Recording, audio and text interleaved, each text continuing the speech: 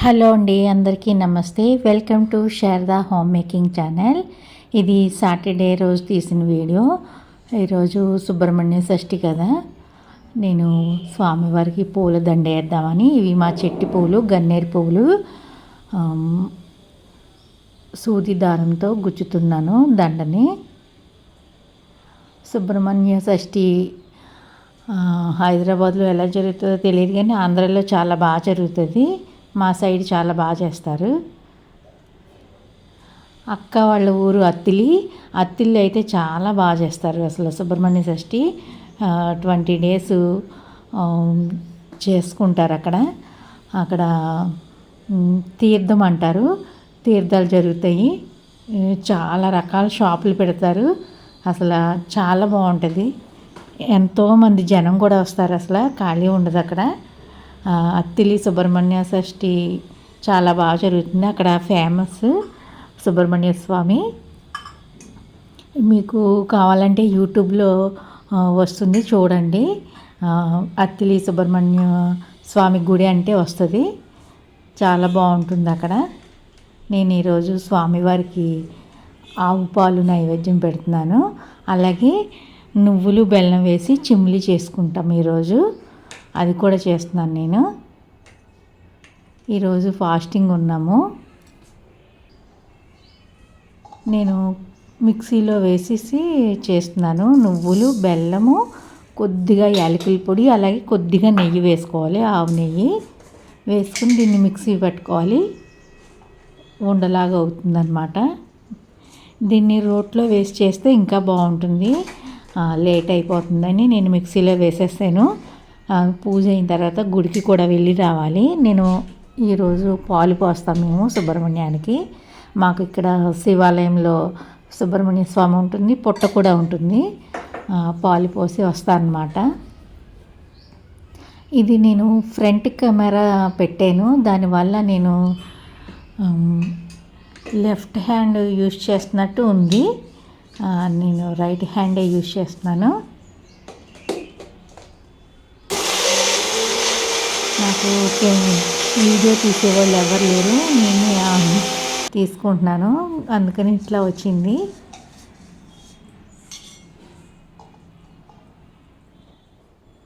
ఇది నా రైట్ హ్యాండే. కెమెరాలోనేమో ఇలా కనిపిస్తుంది, లెఫ్ట్ హ్యాండ్ యూజ్ చేస్తున్నట్టు.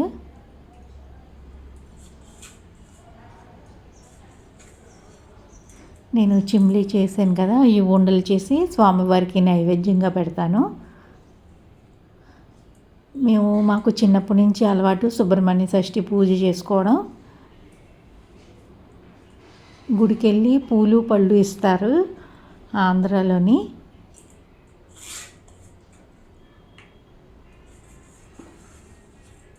చాలా బాగా జరుగుతుంది సుబ్రహ్మణ్య షష్ఠి. జాతరలాగా తీర్థాలు అవి పెడతారు. చాలా బాగుంటుంది. అసలు ఊళ్ళో ఉంటే చాలా హ్యాపీగా ఉంటుంది. ఇక్కడ సింగిల్గా మేమే చేసుకోవాలి. ఇలా చేసుకున్నాను నేను. తాంబూలం పెట్టి, ఆవు పాలు, చిమ్లీ నైవేద్యం పెట్టి, సుబ్రహ్మణ్యేశ్వర స్వామి అష్టోత్తరం చదువుకుంటా, కొబ్బరికాయ కొట్టుకుని పూజ చేసుకుని గుడికి వెళ్ళాను నేను. ఈరోజు ఇలా అలంకరించుకున్నాను నా కృష్ణయ్యని.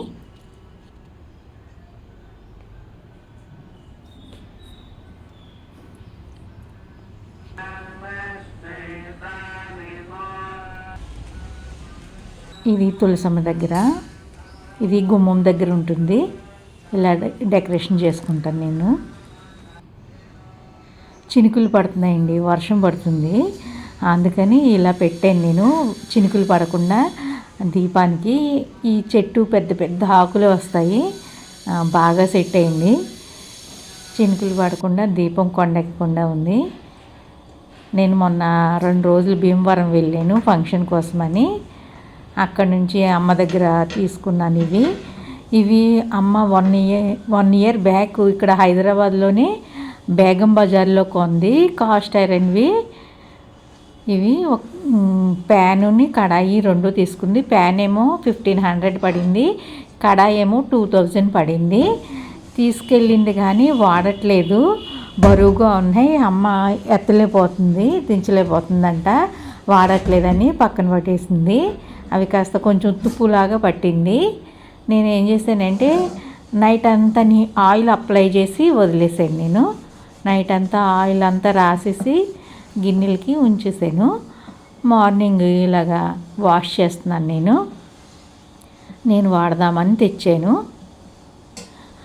కానీ ఇవి చాలా వెయిట్ ఉంటాయి. పెద్ద వయసు వాళ్ళు యూజ్ చేయకుండా ఉంటేనే బెటరు. వీటిని ఎత్తడం కొంచెం కష్టము. చెయ్యి జారిందంటే ఇంకంతే, పచ్చడే కాలు ఇంక అసలు. అంత వెయిట్ ఉంటే కాస్త బరువులు ఎత్తలేని వాళ్ళు ఇలాంటి వాటి జోలికి పోకూడదు అసలు. నేను తెచ్చుకున్నాను, సర్లే నేను వాడదామని తెచ్చాను అన్నమాట. వీటిని వాష్ చేస్తున్నాను నేను. ఇవి ఇంతకుముందు పూర్వం ఇవి వాడేవారే, మన పెద్దవాళ్ళు వాడేవారు, అమ్మమ్మలు వాళ్ళు వాడేవారు. కాకపోతే ఇప్పుడు మళ్ళీ పేర్లు మార్చారు వీటికే. ఇవి ఇంతకుముందు మనం వాడేవాళ్ళం. అమ్మ దగ్గర కూడా ఉండేవి ఇది వరకు ఇలాంటివి. ఇనుప మూకుళ్ళు, ఇనుప పేనాలు ఇదివరకు ఇవే వాడేవాళ్ళు. నేను ఈరోజు ఫాస్టింగ్ కదా, నైట్ డిన్నర్కి మేము టిఫిన్ చేస్తాము. ఇంక ఈరోజు రైస్ తినం అన్నమాట. అందుకని ఇడ్లీ పిండి రుబ్బుకుందామని మినపప్పు, ఇడ్లీ రవ్వ కడుక్కుంటున్నాను. వాటర్ పోసుకొని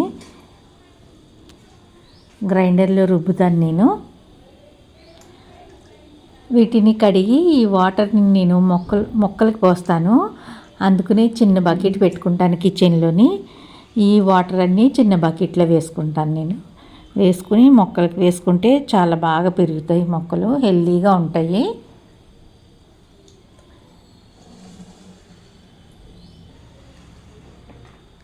మినపప్పు నేను ఎప్పుడు డబుల్ హార్స్ మినపగుళ్ళు వాడతాను. అదైతేనే మనకి పిండి ఉరుమవుతుంది. గ్రైండర్లో రుబ్బితే ఇంకా ఎక్కువ పిండి వస్తుంది.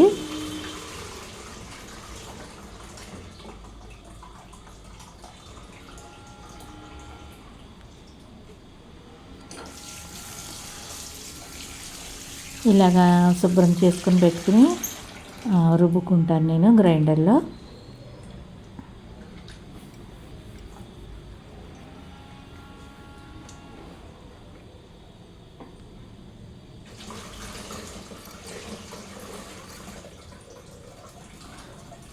పొద్దున్నుంచి మనము ఫాస్టింగ్ ఉంటాం కదా, కాస్త తేలిగ్గా అరుగుతుందని నేను ఇడ్లీ వేస్తున్నాను. ఇడ్లీ వేసుకుందామని పప్పు నానబెట్టుకున్నా. నేను మార్నింగ్ బాబు కోసమని క్యారెట్ రైస్ చేశాను. వాడికి స్కూల్ ఉంది, లంచ్ బాక్స్ పెట్టేసి పంపించేసాను. నేను అది షార్ట్ వీడియో తీసి పెట్టాను. ఎవరైనా చూడాలనుకుంటే అందులో చూడండి. క్యారెట్ రైస్ కూడా పిల్లలకి బాగా నచ్చుతుంది, హెల్తీగా కూడా ఉంటుంది. నేను మార్నింగ్ గుడి నుంచి వచ్చిన తర్వాత ఒక 2 ఫ్రూట్స్ తిన్నాను. అలాగే మధ్యాహ్నం కాస్త మజ్జిగ కలుపుకుంటున్నాను, నీరసం రాకుండా ఉంటుందని. నేను మజ్జిగ కలుపుకొని మజ్జిగ తాగుతాను.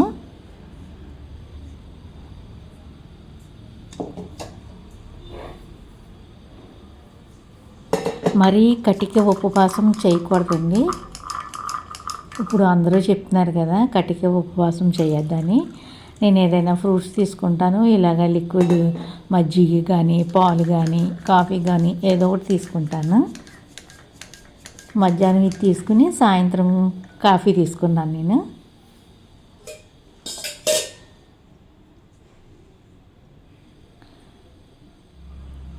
నేను టిఫిన్ కోసమని చట్నీ చేస్తున్నాను.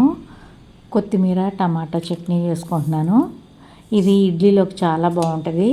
కడాయి పెట్టుకుని కొద్దిగా ఆయిల్ వేసుకుని ఆవాలు, జీలకర్ర, మినపప్పు, పచ్చిశనగపప్పు, అలాగే 2 స్పూన్లు పల్లీలు వేసుకుంటున్నాను నేను.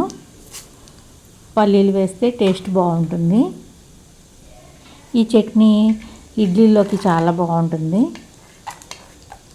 ఒక 2 టీ స్పూన్లే వేసుకున్నాను నేను పల్లీలు, ఎక్కువ వేయాల్సిన అవసరం లేదు. ఇవి వేగిన తర్వాత పచ్చిమిర్చి వేసుకోవాలి.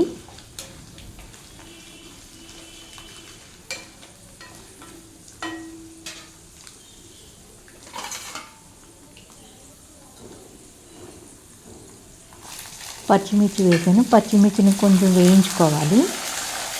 ఆయిల్ చిందుతుందని ఇలాగా ప్లేటు అడ్డు పెట్టుకున్నాను.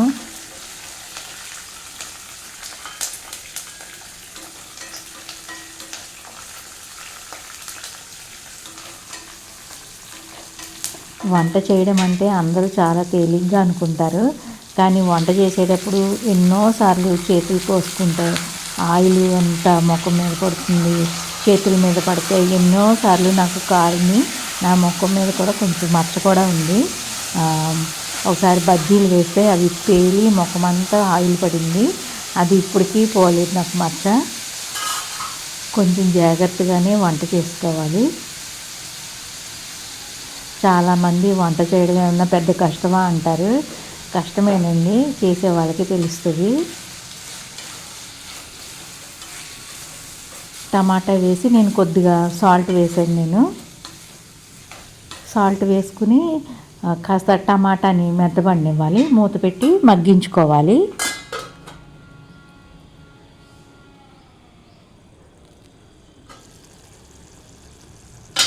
టమాటా మగ్గిపోయింది కదా. ఇప్పుడు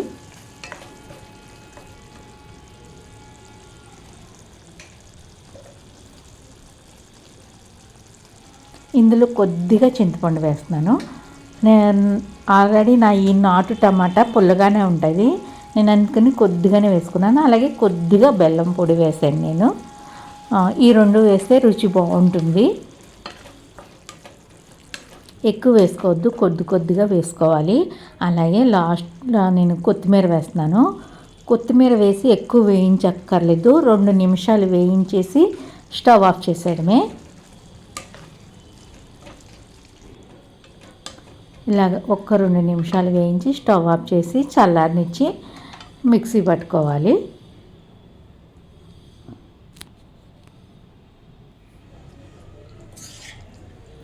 మిక్సీకి వేస్తున్నాను నేను.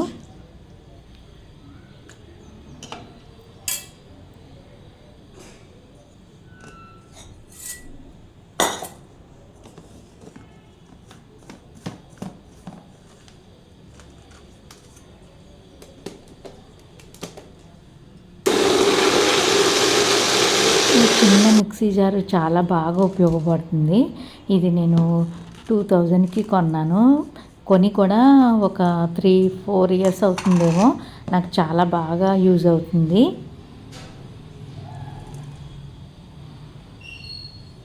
చట్నీ మనకి ఎంత పలుచగా కావాలా, చిక్కగా కావాలా చూసుకొని చేసుకోవాలి. నేను పొద్దున్న దీన్ని శుభ్రం చేశాను కదా, ఈ ప్యాన్ని అట్టేసి చూద్దామని వేస్తున్నాను, వస్తుందో రాదో. ముందు ఆయిల్ అప్లై చేశాను నేను పెనానికి.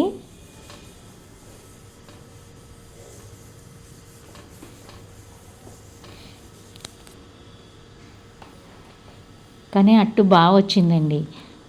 దోశలు కూడా బాగా వస్తాయి లెక్కనైతే.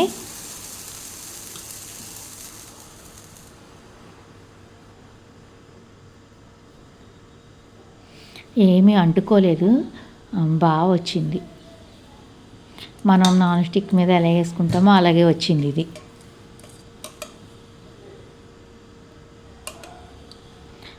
అప్పటికప్పుడు రుబ్బుకున్న పిండి అట్టు కానీ ఇడ్లీ కానీ చాలా బాగుంటుంది, నాకు చాలా ఇష్టం. కొంతమందికి పులిస్తే ఇష్టం ఉంటుంది పిండి. నాకు అప్పటికప్పుడు పిండి రుబ్బింది వేసుకుంటే చాలా నచ్చుద్ది. ఇదిగో బాగా వచ్చిందండి, ఏమీ అంటుకోలేదు, నాన్ స్టిక్ లాగే వచ్చింది. అలాగే నేను ఇడ్లీ కూడా వేసుకున్నాను. ఒక అట్టేమో బాబుకి వేసి ఇచ్చాను, మేము ఇడ్లీ వేసుకున్నాము. ఇడ్లీలు చాలా సాఫ్ట్గా మెత్తగా దూదిలాగా వస్తాయి గ్రైండర్లో రుబ్బుకుంటే. ఈ వీడియో కనుక మీకు నచ్చినట్లయితే లైక్ చేయండి, షేర్ చేయండి, సబ్స్క్రైబ్ చేసుకోండి. మళ్ళీ మరొక వీడియోలో మళ్ళీ కలుద్దాం. అంతవరకు బాయ్ బాయ్ ఫ్రెండ్స్.